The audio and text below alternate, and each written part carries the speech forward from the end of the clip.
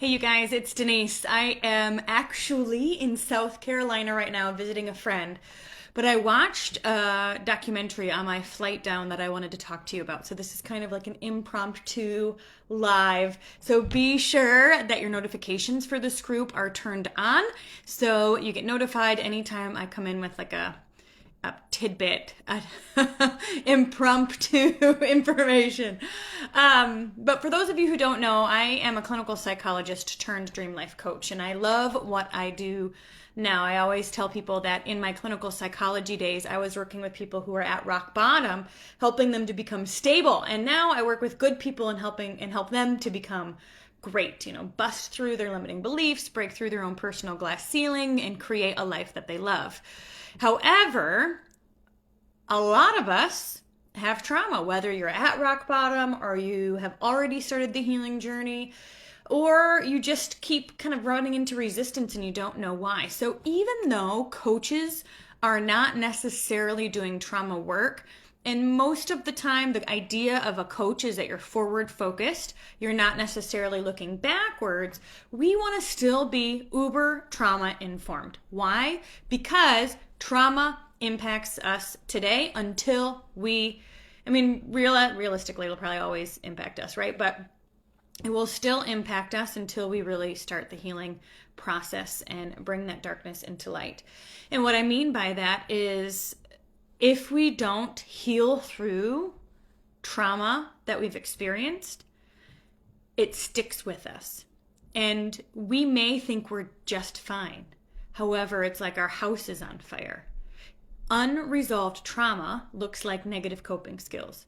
It's self-destruction. It's addiction. It's going from job to job to job. It's not being able to trust people. It's like instability. You know what I mean? Negative self-talk. You feel like the world is after you, and the world is not safe. All of these things are trauma responses that, if it goes unhealed, can haunt people for decades. So as a coach, we are trauma informed because we can recognize those old, or maybe not even old, but like those negative patterns, right? We recognize the self-destruction. We recognize, all right, how do you typically handle relationships? Okay, there's a pattern there. How do you typically, how long have you had your latest job? Like, let's talk about some of these patterns that we see. And guess what? My thought is it's probably rooted in that past trauma. And if we can work through healing that past trauma, and I'll tell you about that in a minute, then you truly can get to the other side. And I've seen it over and over and over and over and over and over and over and over again. So borrow my confidence in the meantime, right? So the documentary I watched on the way to South Carolina today was called, and I'm going to mess it up because I didn't look it up right now. Coachella, it's a city in California. It's on Amazon Prime, and it's like Coachella, something like that. And it's a story about these kids 10 and under. There was one 14-year-old, most were 10 and under, who were held up at gunpoint on their bus. So 26 kids in the 70s. The bad guys came to the bus when it was on a stop sign, took over the bus, and drove it hours away. They then put the kids they buried them alive, essentially. They had dug a big, huge truck underneath the ground, and so they put them inside the truck underneath the ground. And their mission, or what the bad guys wanted to do, is they wanted to get ransom. But what's interesting, and I'm not going to give you the whole story because you should watch it, was that they couldn't call the police that night to ask for the ransom because the police lines were loaded with parents freaking out. Where are my kids? Where are my kids? Where are my kids? The bus driver was down in there too, and so they went home for the night. Well, during that night, the kids escaped. They escaped. And they didn't get their ransom. Long story short, they caught the guys and they went to jail. However, what was fascinating is these kids were missing for 36 hours or so, and they didn't get physically hurt. They weren't sexually assaulted. They weren't beaten. They weren't tortured. They couldn't go to the bathroom. They didn't have water or food. So they had to like wet themselves. They were in darkness. They were afraid for their lives. Like they were frightened to death. And so when they came back, physically, they looked okay. They didn't look hurt. But psychologically, they were traumatized. Their entire world changed. It changed. And there was nothing, like they couldn't go back to the old normal ever. You know what I mean? Because they couldn't pretend like this experience didn't happen. But because back in the 70s, they didn't really have counseling, like they didn't know about childhood trauma. I'm sure there's still counseling and therapy around, but they didn't think to bring therapists into the situation because they thought the kids were fine. And so the kids and the families got no support. Well, guess what? Psychological, brain, emotion trauma is sometimes worse than physical trauma, right? Because the scars are unseen, but it impacts you for life. So these kids are experiencing night terrors, nightmares. Their world is suddenly unsafe. They don't have a place to process through it, which is bringing the darkness into light, the thing you don't feel like you can talk about. Talking about it brings it into light, and then you can process through it. What does this mean to you? What's true about this? You can analyze it, ask questions about it, feel it, like it is scary or it's okay to feel this way, all that kind of stuff. They didn't get a chance to do that. They were just told it wasn't physical, you should be fine.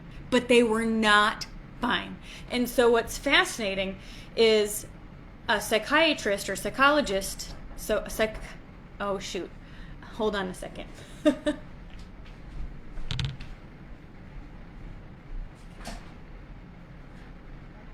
Oh, hi. No, I'm okay. I'm not.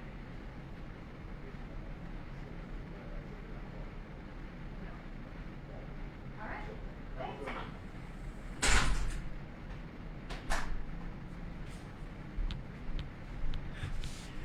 That was not what I thought. I ordered shipped, and I thought, whoa, they were going to be here early, but it was a random person. And I don't live here. So anyway, okay, so the moral of the story is a psychiatrist, for those of you that don't know, a psychiatrist is the one who prescribes the medicine. Now, typically, psychiatrists don't do counseling and therapy. So you see a psychiatrist for like 10 minutes, and they switch your meds around. You see a counselor, a psychologist, for your hour-long therapy appointments. And so I don't remember if this was a psychiatrist or psychologist, but she was doing a study, and she went to California, and she met with all of the kids, all of the parents. She took down symptoms. She gave them a space to talk through things, and she followed them for like 50 years. And some of them, and of course, they didn't do every 26 story. There was like a handful of stories they followed in this documentary. But some of them were alcoholics, drank themselves to death. Some of them dissociated and like retreated back. Like one girl couldn't leave her room as a kid and eventually left the family. Parents got divorced because they didn't know how to handle this and what to do. They blamed themselves. It followed them for decades. Decades. It impacted them. Now, the ones who were able to heal through it, and again, you don't ever forget, they're 50 years old and they still don't want to be in enclosed spaces. Can you imagine? So you don't ever forget, but you can start the healing process. And you can recognize the importance of talking about the hard stuff, bringing it to light, and then... and that's truly what healing is. It's not about fixing it. And it's not about forgetting it, to be honest. It's about unplugging the emotion from it so that it doesn't mean so much anymore. So when you think about falling out of a tree, right?